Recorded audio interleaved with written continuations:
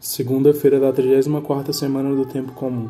A notícia da morte. Em nome do Pai, do Filho e do Espírito Santo. Amém.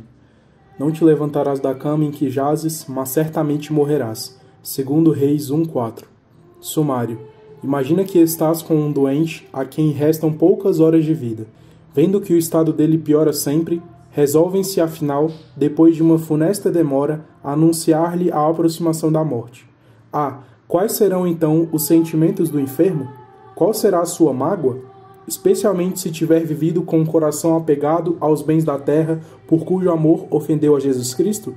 Meu irmão, se na hora da morte não quiseres ter as mesmas angústias, ajusta agora as contas da tua consciência e na enfermidade chama o confessor antes do médico. 1. Imagina que está junto de um doente a quem restam poucas horas de vida, pobre enfermo.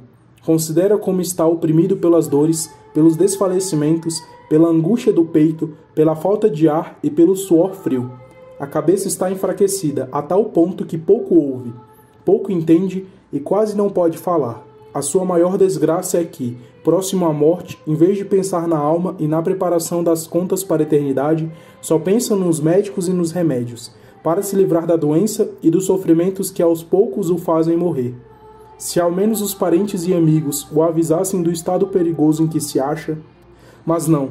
Entre todos os parentes e amigos, não há um só que tenha coragem de lhe dar a notícia da morte e de avisá-lo que receba os sacramentos. Todos se escusam de lhe falar nisso, para não o magoarem. Ainda bem se não cometem o excesso de o iludirem com mentiras. No entanto, ainda que se lhe não anuncie a aproximação da morte, vendo a família toda agitada, as consultas dos médicos repetidas e multiplicados os medicamentos frequentes e violentos, o pobre moribundo cai na confusão e diz consigo: ai de mim, quem sabe se já não terá chegado o fim dos meus dias. Ó meu Deus, como me sinto contente por ser religioso. Desde já vos agradeço que na morte me farei ser assistido pelos queridos confrades da minha congregação, que terão por único interesse a minha salvação e me hão de ajudar todos a bem morrer.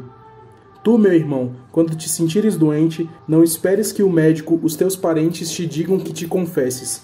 Fala tu mesmo nisso, visto que, para não te magoarem, os outros não te avisarão, senão quando estiveres desenganado ou quase desenganado.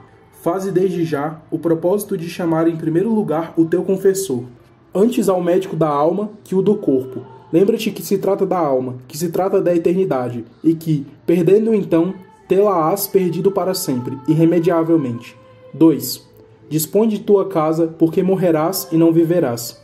Vendo os parentes que o enfermo vai sempre piorando e já se aproxima da morte, resolvem-se a dar-lhe ou fazer-lhe dar a notícia. Senhor fulano, esperamos em Deus, na Santíssima Virgem, que te livrarão desta doença, mas deve-se morrer um dia. A tua doença é grave. Será bom que ponhas ordem nos negócios da tua alma, se tens algum escrúpulo.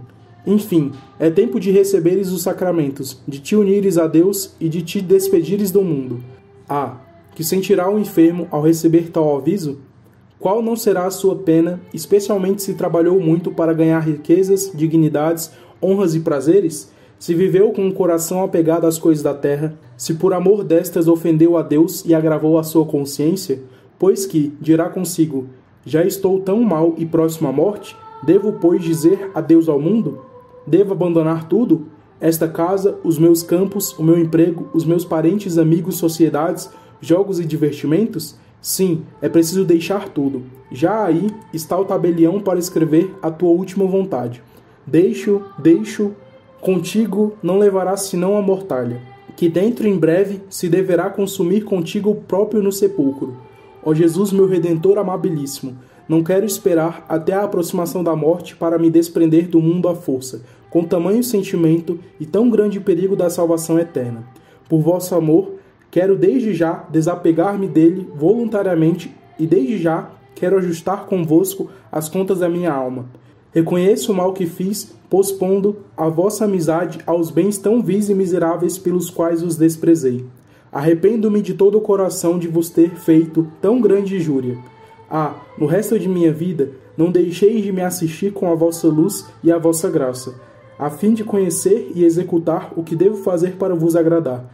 Quando o demônio de novo me tentar para vos ofender, peço-vos, ó meu Jesus, que me estendais a vossa mão e não me deixeis cair no pecado e ficar privado do vosso amor. Amo-vos, ó bondade infinita, digna de amor infinito, e espero amar-vos sempre no tempo e na eternidade.